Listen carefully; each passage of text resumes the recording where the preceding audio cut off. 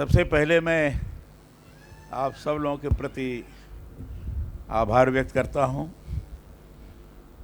कि आज हमारे बुलाने पर यहाँ पधारे हैं। और चूँकि अभी जन्माष्टमी बीती है और उस जन्माष्टमी का मैं आप सब लोगों के प्रति शुभकामना व्यक्त करता हूं और बधाई भी देता हूं। मुझे यहाँ आए हुए 4 वर्ष हो गए और इन 4 वर्षों में प्रतिवर्ष 9 सितंबर को मैंने आप सब लोगों को बुलाया है और जो भी कुछ हमने किया उसको आपके सामने प्रस्तुत करने का प्रयास भी किया है। पिछले बार भी आप सब लोग आए थे, आप सब लोगों का स्नेह मुझे प्राप्त हुआ था। इस वर्ष भी आप सब लोगों का मुझे लगातार अपनापन और प्यार प्राप्त होता रहा है। आज आप आए हैं और इसलिए मैं सबसे पहले आप सब लोगों के प्रति आभार व्यक्त करता हूं। मुझे इस बात की प्रसन्नता है कि राजस्थान के राज्यपाल पद पर रहते हुए पिछले 4 वर्षों में संविधान के प्रति जो आस्था, विश्वास और श्रद्धा रही है उसे आगे बढ़ाने के लिए अपने कर्तव्य की दिशा में कुछ सार्थक कर सका हूँ। मैं ये मानता हूँ कि मेरे यह 4 वर्ष संविधान संस्कृत की उज्जवल राहों को समर्पित रहे हैं। इन राहों में जन जन का विश्वास मुझे प्राप्त हुआ है।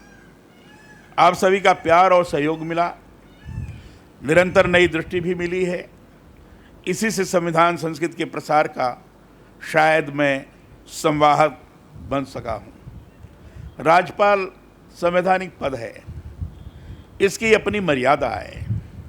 मैं जिस परिवेश में आया हूँ उसमें जनता से सदा सीधे मेरा सरोकार रहा है। अध्ययन के बाद राजनीति में जब आया तो उद्देश्य यही था कि सार्वजनिक क्षेत्र में जन कल्याण के लिए अपने को मैं समर्पित करूं और उस हिसाब से मैं लगातार काम करता रहा हूं। और यहाँ आने के पश्चात भी वह संबंध हमारा जनता के साथ बना रहे, इसके लिए सतत हमने प्रयास भी किया है। मेरा ये सौभाग्य रहा है कि हमारी जो लोकतांत्रिक प्रणाली है उसके सभी पवित्र सदनों, लोकसभा, राज्यसभा, विधानसभा, विधान परिषद, केंद्रीय मंत्रिमंडल, राज्य मंत्रिमंडल और अब राज्य के शीर्ष संवैधानिक पद राज्यपाल के रूप में कार्य करने का मुझे अवसर मिला है। ईश्वर की असीम अनुकंपा भी निरंतर मुझे मिली है। आज से 4 वर्ष पहले जब राज्यपाल के रूप में राजस्थान आना हुआ था तब नहीं सोचा था कि यहाँ इतना प्यार, अपनत्व और सहयोग का यह परिवेश मिलेगा। पर राजस्थान ने मुझे बहुत कुछ महत्वपूर्ण दिया है। समय पंख लगाकर उड़ता हुआ आपको तभी प्रतीत होता है जब कुछ सार्थक करने के लिए अवसर मिलते हैं। राजस्थान के राज्यपाल और विश्वविद्यालयों के कुलाधिपति के रूप में पिछले 4 साल की बड़ी उपलब्धि कोई रही है तो वह यह है कि इस दौरान संविधान संस्कृत की उज्जवल राहों पर चलते हुए इस पथ पर चलने के लिए दूसरों को भी प्रेरित कर सका हूँ। राज्यपाल पद पर मेरे कार्यकाल के जब 3 वर्ष पूरे हुए थे तब मैंने संकल्प से सिद्धि की बात कही थी।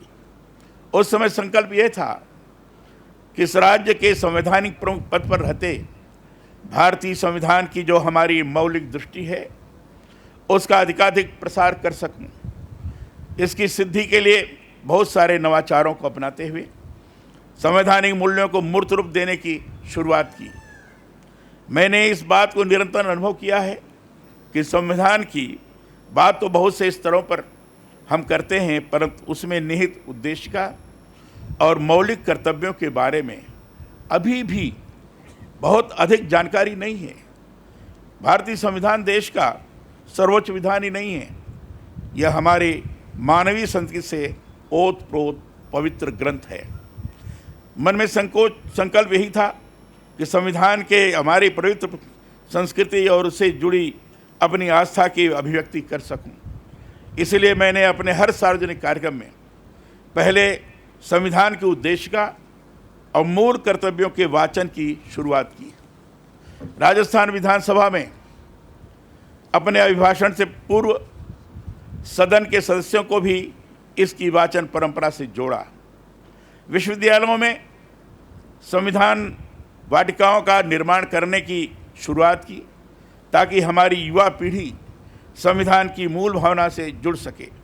मैं समझता हूँ नई पीढ़ी को भारतीय संविधान की मूल भावना से जोड़कर उन्हें अपने अधिकारों के प्रति जागरूक करने के साथ ही साथ कर्तव्यों के निर्वहन के लिए भी सजग रहने की प्रेरणा इससे मिलेगी। सबसे बड़ा कार्य जो मन में था वह था हमारा जो संविधान है उसको इस रूप में प्रस्तुत किया जाए कि उसके लिखे जाने, निर्माण और लागू होने की पूरी जो ऐतिहासिक यात्रा है और उसमें निहित जो पवित्र भावना है उसका जनमन में प्रभावी रूप में कोई अमिट दृश्य बना सकूं। राज्यपाल प्रदेश का संवैधानिक प्रमुख होता है। राजभवन में विशिष्ट, अति विशिष्ट और जनप्रतिनिधियों के साथ देश विदेश के प्रतिनिधियों, आमजन से मुलाकात करता हूं। मुझे लगा यही संविधान को संविधान पार्क के जरिए साक्षात प्रदर्शित किया जाए। इस कल्पना को मूर्त रूप में देने के लिए संविधान से जुड़ी सांस्कृतिक ऐतिहासिक यात्रा से जुड़े मूल तथ्यों को संजोया गया। संविधान निर्माण से लेकर उसकी जो यात्रा रही, संविधान की मूल प्रति में शांति निकेतन के प्रख्यात कलाकार नंदलाल बोस जी और उनके सहयोगियों की बनाई रचित कृतियों और उनमें निहित भावना को जीवंत करने के माध्यम पर विचार हुआ। अंततः यह तय किया गया कि संविधान से जुड़े ऐतिहासिक घटनाक्रमों को मूर्तियों, संस्थापन, छाया छवियों, पाषाण पट्टिकाओं में उभारी आकृतियों और अन्य कला माध्यमों से दर्शाया जाए। इस तरह से कि संविधान देखने वालों के समक्ष वो साक्षात हो सके। केंद्र सरकार की स्मार्ट सिटी परियोजना के तहत जयपुर विकास प्राधिकरण को इसका जिम्मा दिया गया। मुझे खुशी है कि जो कुछ संकल्प सजोया था वह पूर्ण हुआ। राजस्थान के राजभवन में देश का पहला संविधान पार्क इस रूप में तैयार हो सका कि उसे देखने वाले संविधान को विभिन्न कला माध्यमों से प्रत्यक्ष अनुभव कर सकें। मैं विश्व के सबसे बड़े लोकतांत्रिक राष्ट्र हमारे देश की माननीय राष्ट्रपति श्रीमती द्रौपदी मुर्मू का आभारी हूँ कि उन्होंने मेरे आग्रह को स्वीकार कर इन संविधान पार्क का जनवरी 2023 में लोकार्पण किया। संविधान संस्कृति की उज्ज्वल राहों का यह पड़ाव है, पर मैं अपने राज्यपाल पद के कार्यकाल की इसे बड़ी उपलब्धि मानता हूँ। मेरी स्पष्ट सोच है यह सब इसीलिए हो सका कि आप सभी का अपार प्यार, सहयोग और विश्वास मुझे प्राप्त हुआ। कुलाधिपति के रूप में बीते 4 वर्षों में राजस्थान के विश्वविद्यालयों में गुणवत्तापूर्ण शिक्षा सुनिश्चित करने के साथ ही नई शिक्षा नीति के आलोक में रोजगारोन्मुखी पाठ्यक्रमों की शुरुआत हमने की है। देश में नई शिक्षा नीति लागू किए जाने के बाद राजस्थान ने ही पहल करते हुए सभी विश्वविद्यालयों में विधिवत इसे लागू करने की सबसे पहले शुरुआत की। कोविड के विकट दौर में भी राजभवन राजस्थान ने 3 दिवसीय ऑनलाइन कार्यशाला इस संबंध में आयोजित की। नई शिक्षा नीति के आलोक में ही प्रदेश के विश्वविद्यालयों में चॉइस बेस्ड सिस्टम लागू करने, सर्वश्रेष्ठ विश्वविद्यालय को कुलाधिपति पुरस्कार प्रदान करने की पहल की। मंशा यही रही है कि विश्वविद्यालय स्तर पर स्वस्थ प्रतिस्पर्धा बनी रहे, सभी विश्वविद्यालयों के प्रबंधन में एक रूपता रहे। इसके लिए state university management system SUMS लागू किया। विश्वविद्यालयों के नियमित मॉनिटरिंग के लिए मासिक प्रतिवेदन आधार पर उनके मूल्यांकन को भी राजभवन स्तर पर सुनिश्चित किया गया है। विश्वविद्यालयों में साहित्यिक चोरी रोधी सॉफ्टवेयर के निर्माण के निर्देश दिए गए। विश्वविद्यालयों द्वारा गांव गोद लेकर उनके सर्वांगीण विकास को सुनिश्चित करने के लिए 22 राज्य वित्त पोषित विश्वविद्यालयों द्वारा 4 वर्ष में 3 चरणों में कुल 76 गांव गोद लेकर उनके विकास की पहल की गई। इनमें अनुसूचित क्षेत्र के 13 गांव सम्मिलित हैं। सभी विश्वविद्यालयों में प्रवेश प्रक्रिया, परीक्षा कैलेंडर, पाठ्यक्रम अद्यतन आज समयबद्ध सुनिश्चित किए। दीक्षांत समारोहों को प्रतिवर्ष आयोजित कर समय पर विद्यार्थियों को डिग्री प्रदान करने की ऐतिहासिक पहल हुई। विश्वविद्यालयों में ई-लाइब्रेरी, ई-रिसोर्स के लिए विशिष्ट नवाचार किए। आदिवासी कल्याण के लिए वहाँ के युवाओं के लिए विशेष कौशल प्रशिक्षण, जनजातीय क्षेत्रों में बुनियादी सुविधाओं के विकास, वहाँ पर शिक्षा के प्रभावी प्रसार आदि की नियमित मॉनिटरिंग करने के साथ ही राजभवन स्तर पर भी जनजातीय एकक की स्थापना की गई। राज्यपाल राहत कोष का हमने पूरी तरह से डिजिटलाइजेशन किया है। राज्यपाल राहत कोष के बैंक खाते में ऑनलाइन दान राशि जमा करने हेतु सॉफ्टवेयर बनाकर ऑनलाइन दान जमा करवाने की सुविधा उपलब्ध करवाई। राहत कोष को पुनर्गठित कर उसके दायरे को बढ़ाते हुए हर जरूरतमंद तक मदद को सुनिश्चित किया गया है। सैनिक कल्याण विभाग के अंतर्गत वीरांगनाओं का यथोचित सम्मान करने के उद्देश्य से प्रदेश में संचालित समस्त युद्ध विधवा छात्रावास एवं पुनर्वास केंद्रों का नाम परिवर्तन कर वीरांगना छात्रावास एवं पुनर्वास केंद्र किया गया है। इसी तरह वीरांगना पहचान पत्र के अनुरूप शहीद की माता को वीर माता पहचान पत्र तथा शहीद के पिता को वीर पिता पहचान पत्र जारी करने का महत्वपूर्ण निर्णय लिया गया। रेड क्रॉस सोसाइटी को प्रदेश में जीवंत करने की भी हमने विशेष पहल की है। पिछले 4 वर्षों में रेड क्रॉस का राजस्थान में पुनर्गठन किया गया। राजस्थान रेड क्रॉस की निष्क्रिय इकाइयों को सक्रिय करते हुए सभी 33 जिलों में, हालांकि अब तो 50 जिले हो गए लेकिन 33 जिलों के हिसाब से ही बना है, 33 जिलों में जिला स्तरीय रेड क्रॉस कमेटियों का गठन किया गया तथा वर्ष 2023 में राज्य स्तरीय इकाई का भी गठन किया गया। प्रधानमंत्री टीबी मुक्त भारत अभियान के लिए रेड क्रॉस की जिला शाखाओं के सहयोग से निश्चय मित्र के माध्यम से टीबी उन्मूलन कार्यक्रम में सहयोग किया गया। सभी विश्वविद्यालयों एवं गैर सरकारी तथा सरकारी संस्थाओं को निश्चय मित्र योजना से जोड़ने का आह्वान किया गया है।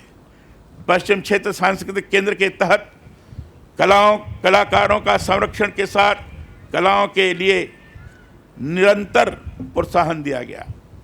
कोविड में कलाकारों की आजीविका संकट को ध्यान में रखते हुए ऑनलाइन कार्यक्रम बनाए गए। उनके खाते में सीधे मानदेय भुगतान की व्यवस्था की। शिल्पग्राम उदयपुर में नागालैंड के कलाकारों को आमंत्रित कर नागा हट का निर्माण हमने किया। लुप्त हो रही कलाओं को संरक्षण देते हुए टेराकोटा पिछवाई कला, lens making, mural art, resin art आदि की कार्यशालाएं आयोजित की। कोविड के विकट दौर में भी राजभवन निरंतर सक्रिय रहा। दीक्षांत समारोह ऑनलाइन आयोजित करवाए। विश्वविद्यालयों में पढ़ाई ऑनलाइन सुनिश्चित की। कोविड में सभी दलों के समन्वय से सहयोग के लिए राजभवन स्तर पर ऑनलाइन बैठक कर सुनिश्चित किया कि कहीं ऑक्सीजन और अन्य आपात स्थितियों के चिकित्सा उपकरणों की कमी नहीं हो। बहुत सारे और भी कार्य इन दिनों 4 वर्षों में हुए, जिनके बारे में आपको पृथक से बुलेट बिंदुओं के रूप में सामग्री वितरित की गई है। बीते 4 वर्षों को मैं संविधान संस्कृति की उज्जवल राहों को समर्पित करता हूँ। इसी संदर्भ में एक पुस्तिका हमने प्रकाशित की है। इसको ई-बुक के रूप में राजभवन की वेबसाइट पर उपलब्ध कराया गया है। आज ही आप सभी के समक्ष मेरी शिक्षा की संस्कृति पुस्तक भी लोकार्पित हुई है। इसमें दीक्षांत भाषणों से जुड़े मेरे संबोधन संग्रहित हैं और पढ़ने योग्य। पढ़ेंगे आप तो सचमुच आपको लगेगा कि सही माने सबके लिए ये पठनीय है और शिक्षाप्रद है। राजस्थान ने मुझे बहुत प्यार और सम्मान दिया है। इन 4 वर्षों में कभी लगा ही नहीं कि राजस्थान से पृथक मेरा कोई अस्तित्व है। मैं राजस्थान की मूर्धरा को नमन करता हूँ। आप सभी के दिए प्यार के प्रति कृतज्ञ हूँ। आप सभी का प्यार, सद्भाव ऐसे ही भविष्य में भी मिलता रहेगा, ये मुझे पूरा विश्वास है।